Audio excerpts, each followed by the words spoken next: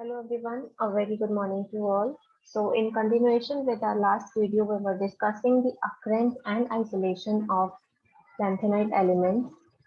This was our fifth video out of this chapter, that is chemistry of lanthanide elements. We were discussing the methods. In the last video, we discussed the extraction of lanthanide elements out of the monazite can, and we discussed the whole procedure. Here in this procedure, I want to mention one point that in the sequence we have added from the very start of the whole extraction thing, we have added firstly we added an acid that is concentrated H2SO4, then we added a base. So this is the sequence. These seven things we have added for the complete extraction. So we can memorize it in this way that there are seven steps. First is acid, then base, then salt, then base, AB, SB, triple A. So this is a sequence. First is concentrated H2SO4, second is ammonium hydroxide, which is a base, third is sodium sulfate, which is a salt, then again it's a base, sodium hydroxide, then again acid, which is HNO3, then acid, which is again HNO3, and last is H2SO4. This was dilute HNO3, this was concentrated HNO3. So this is how we can memorize the steps for the whole extraction here. Now we come to the methods for separation into individual elements. So this we have already discussed that when the need for metal ions properties are determined from their size and charge, as the size and charge of the lanthanides is quite similar, so it is very difficult and tedious task to separate these lanthanides from each other. So what we need to do is we need to uh, uh, use such methods which observe the small changes in these properties, that is solubility, hydration, complex formation, etc., which uses these small changes in properties. If we use these processes repeatedly, then we'll be able to separate these lanthanides from each other. So these are the following some methods which we'll be discussing one by one. The first method is repeated fractional crystallization. In the repeated fractional crystallization, what we do is, as we know that simple salts and double salts form well-defined crystals. So, and also solubility decreases. This we have already discussed that solubility of lanthanide salts decreases from lanthanum to lutein. So, if we want to separate these lanthanides, what we will have to do in this method is, uh, for using the fractional crystallization method, we have to use this property that less soluble salts will be present in crystals and more soluble ones in the mother liquid. Because what will happen is, if we at first what salts will be crystallized first, if we do the crystallization of the mixture, the those salts will be crystallized first which are having less solubility. So we are using this property in fractional crystallization, and this way if we keep on separating the mother liquor, then in the end what will have the crystals of a single lanthanide compound. In the end we'll have that. So this is how this process is used. Next is fractional precipitation. This is almost similar to crystallization. If we cannot achieve the crystallization, what we do is we add precipitating agent and we get the precipitates. And here also the same thing is being used, that the solubility decreases from lanthanum to lutetium.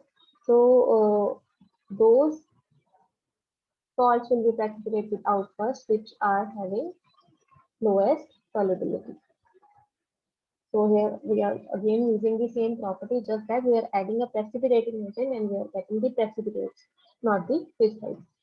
Here we were using the crystallization process and we were crystallizing the sample, and we all know that crystals are always pure in comparison to the precipitates.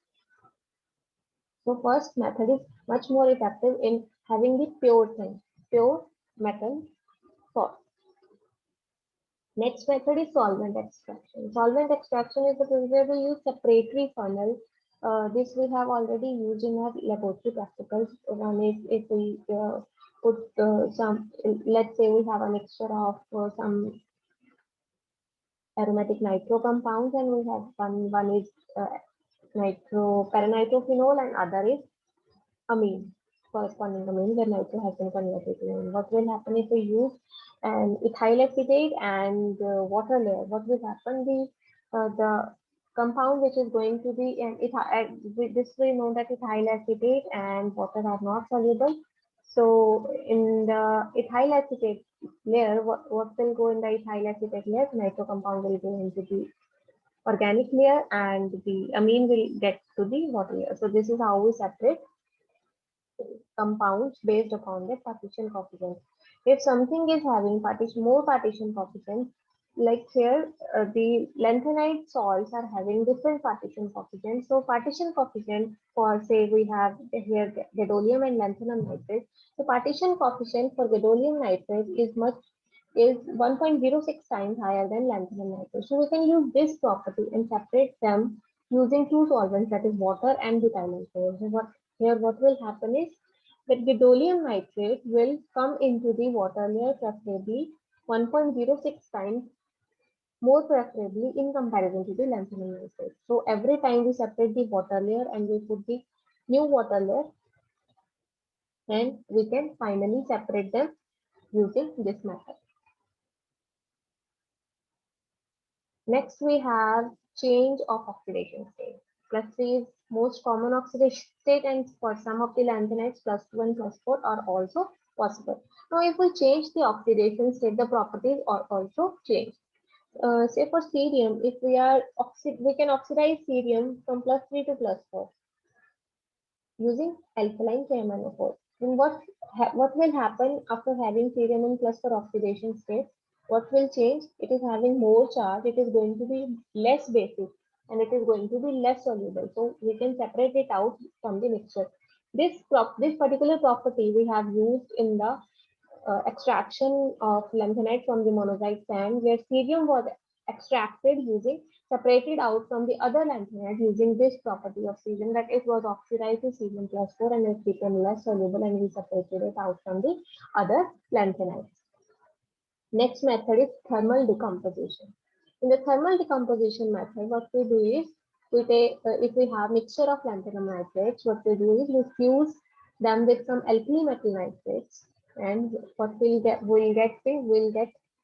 double salt and not double salts. What we'll have is a temperature would reach where least basic nitrates, least basic, which ones are going to be least basic, as basicity is decreasing from lanthanum to lutetium. So the higher ones are the least basic and those will be the heavier ones. So those will convert to the oxides. So nitrates are getting converted to the oxides, and we all know that oxides are not soluble. This we have already discussed in the SNAPS and FOxFOX series. In FOxFOX series, we learned about the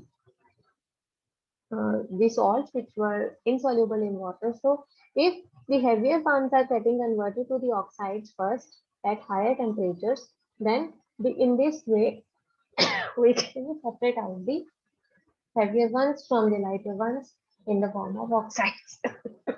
So, next method we have here is,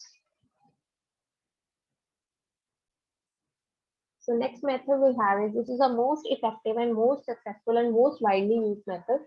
This is called ion exchange, and this is very important from the examination point of view also. So what is done in an ion exchange method? A column of synthetic ion exchange reagent with acid functional group. Acid functional group कौन से use होते हैं यहाँ पे? एक column लेते हैं जिसमें आयन एक्सचेंज रेजिन डालते हैं और उसमें एसिडिक फंक्शनल ग्रुप्स होते हैं which are carboxylic group or this SO3H groups, or similar other groups can also be there. तो हम ये कॉलम लेते हैं. What we do is we have a solution of trivalent lanthanides. Lanthanide salts लेंगे कोई भी जिसमें lanthanum is in, lanthanides are in +3 oxidation state. We'll put the lanthanide solution and we'll pass the lanthanide solution from this column. What will happen is the lanthanide metal ions in +3 oxidation state are going to replace the H positive ions of the reagent, and in the column the lanthanide ions will be fixed with the reagent in this way, that there will be bonding of metal reagent in this way, in this compound. So further, what we do is we now as we have packed the column, now it's time to elute the column. By elution, we mean we have to pass some solution. So here we are passing the ammonium citrate solution, citric acid ammonium citrate solution. What will happen is ammonium ions are going to replace the metal ions in the column, and ammonium ions are replacing the metal ions in the column, and the displacement of lanthanides is following some trend here. Which lanthanides will be displaced first? Based upon the displacement tendency of lanthanides by ammonium ions. In this way, we are separating the lanthanides here. So lanthanides are displaced by ammonium ions based upon the firmness of metal resin bond. जिस ammonium ion उनको पहले replace करेंगे जहां पे metal resin bond weak होगा. अब ये कैसे पता चलेगा कि which metal resin bond is weak? Smaller the size of the hydrated lanthanides, more is the firmness.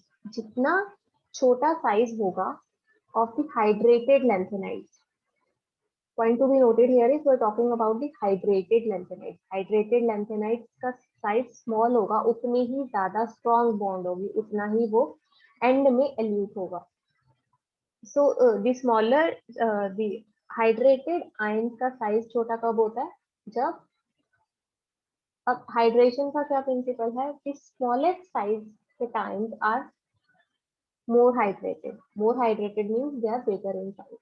So as we know that size is decreasing from lanthanum to lutetium. So lutetium is having smallest size, and smallest size ion is